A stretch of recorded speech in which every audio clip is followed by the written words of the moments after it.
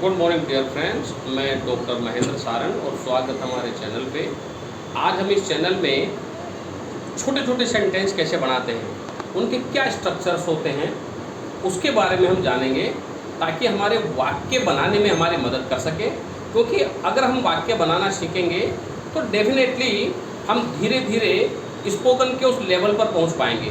क्योंकि स्पोकन के लिए ज़रूरी है कि आप किस तरह के सेंटेंसेस बनाते हैं और कैसे बनाते हैं। तो ज़रा देखें, हम छोटे छोटे वाक्य बनाना सीखेंगे आज। देखो, सेंटेंस के लिए सबसे पहले ज़रूरी होता है सब्जेक्ट। ठीक है, सब्जेक्ट का मतलब होता है कर्ता। कर्ता कौन होता है? डूअर। और डूअर कौन? Who does action. जो एक्शन करता है हम उसे सब्जेक्ट कहते हैं। ठीक है, फिर इसके बाद में हमारे पास में आता है main verb, helping verb. Helping verb जो होती है जिसे हम कहते हैं सहायक क्रिया। अब हेल्पिंग वर्ब इज़ेमार भी होती है जो कि प्रेजेंट टेंस में आती है, और वाज वर्ब भी होती है जो कि पास्ट टेंस में आती है, और डू व डज भी होती है जो प्रेजेंट में आती है, और डिड होती है वो पास्ट में आती है, और हेज व हैव प्रेजेंट में आती है, और हेड जो है वो पास्ट में आती है। ठीक है, और ये हेल्पिंग वर्ब जो रहती है ये सिंगुलर और प्लूरल दो कैटेगरी में डिवाइडेड होती है। क्यों? क्योंकि सब्जेक्ट जैसा होता है हेल्पिंग वर्ब वैसी होती है। हेल्पिंग वर्ब जो वाक्य में यूज होती है वो अकॉर्डिंग टू सब्जेक्ट होती है। सिंगुलर हेल्पिंग वर्ब में हम इज लेंगे, सिंगुलर हेल्पिंग वर्ब में हम वाज लेंगे, डज लेंगे। इसमें डिड सिंगुलर और प्लूरल दोनों के लिए आती है, और हेज सिंगुलर में आती है।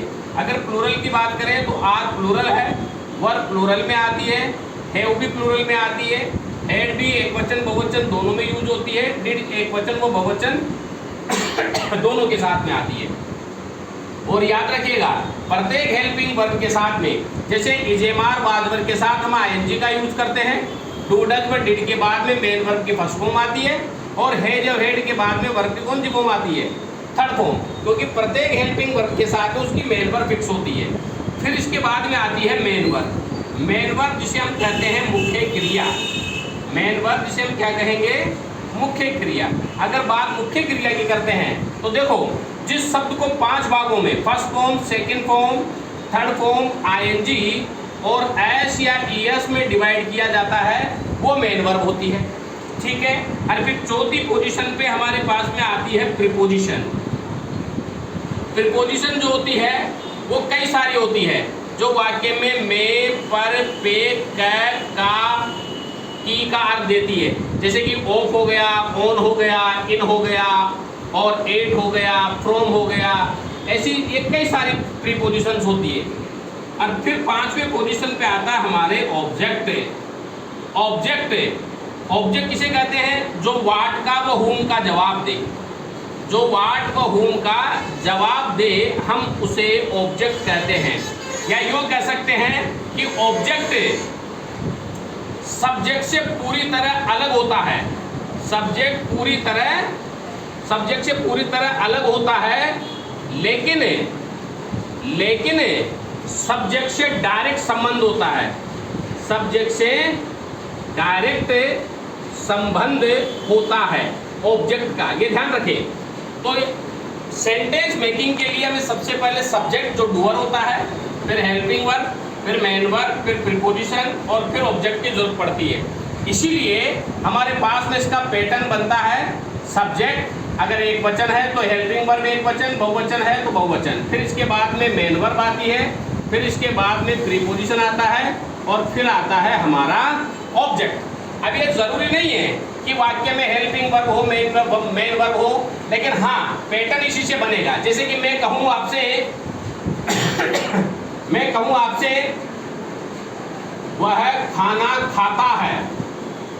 अब ताह, तीह, तेह जो है प्रेजेंट सिंपल में आते हैं। तो प्रेजेंट सिंपल में एफर्मेटिव में हम वर्ब की फर्स्ट फॉर्म मेन वर्ब का यूज करते हैं, हेल्पिंग वर्ब का यूज नहीं करते। तो डूअर कौन हुआ इसमें? वह हुआ, तो वह के लिए क्या आएगा? ही। अब क्रिया क्या कर रहा है? खाने की, तो खाने को हम क्या करते हैं?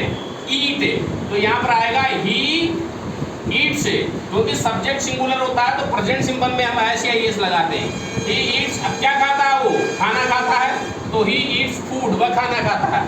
तो यहाँ पे ही हो गया सब्जेक्ट और ईट्स हो गई मेन वर्ब और यहाँ पे ये हो गया हमारे ऑब्जेक्ट। अब प्रेजेंट सिंपल में हेल्पिंग वर्ब नहीं आती है, अफर्मेटिव में मेन वर्ब आती है, तो इसका सूत्र हो गया subject main verb plus object. लेकिन अगर मैं इसी वाक्य को ऐसे नहीं करके अगर मैं इसी वाक्य को लिखूं, वह खाना नहीं खाता है, तो आप किस तरह से बनाएंगे इसे?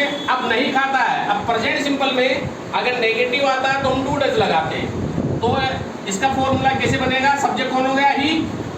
अब नेगेटिव वाक्य है तो इसमें हेल्पिंग वर्ब आएगी डज। ही डज नॉट, क्रिया क्या कर रहा है? खाने की, तो यहाँ पे ईट आएगा, लेकिन यहाँ एस नहीं लगेगा क्योंकि जब डू या डज आ जाता है तो एस नहीं लगाते। तो ही डज नॉट, क्रिया क्या कर रहा है? खाने की, तो ईट, ही डज नॉट ईट, क्या नहीं खाता है? खाना, तो खाने क्या लिखेंगे? फूड। तो इसका हमारे पास पैटर्न क्या हो गया? सब्जेक्ट प्रेजेंट सिंपल में कर्ता बहुवचन हो तो डू, हेल्पिंग वर्ब सिंगुलर हो तो डज, और फिर नॉट, फिर वर्ब की फर्स्ट फॉर्म, फिर ऑब्जेक्ट का यूज करेंगे। तो ये ध्यान रखें, आप इस पैटर्न को फॉलो करें। किसी भी वाक्य को बनाने के लिए आप जानें कि सब्जेक्ट क्या है, हेल्पिंग वर्ब क्या है, मेन वर्ब क्या है, प्रीपोजिशन क्या है, ऑब्जेक्ट क्या है। फिर मैं अगली वीडियो में आपको और सेंटेंस इसकी मदद से बनाना सिखाऊंगा। अगर आप इस तरह से सेंटेंस बनाएंगे, छोटी छोटी कोशिश करेंगे सेंटेंस बनाने की, तो डेफिनेटली आप एक दिन पैराग्राफ राइटिंग करने लग जाएंगे, और पैराग्राफ राइटिंग करने लग गए तो इसका मतलब है आप स्पोकन करने लग जाएंगे। तो आप इसी तरह से प्रैक्टिस करो। फिर भी अगर किसी बच्चे की दिक्कत रहे तो वो ज़रूर कॉल करे, ज़रूर कमेंट करे। हमारे यहाँ पर हम इंग्लिश स्पोकन की क्लासें लगाते हैं, ग्रामर की क्लासें लगाते हैं। डॉक्टर सारड इंग्लिश एकेडमी जो गोपालपुरा व गौशाला चौक रोड पे रन करती है, एक बार ज़रूर आए, क्लास लेके देखें, जो समस्याएं वो ज़रूर बताएं, और ज़रूर आपके इंग्लिश में इम्प्रूवमेंट होगी। Thank you.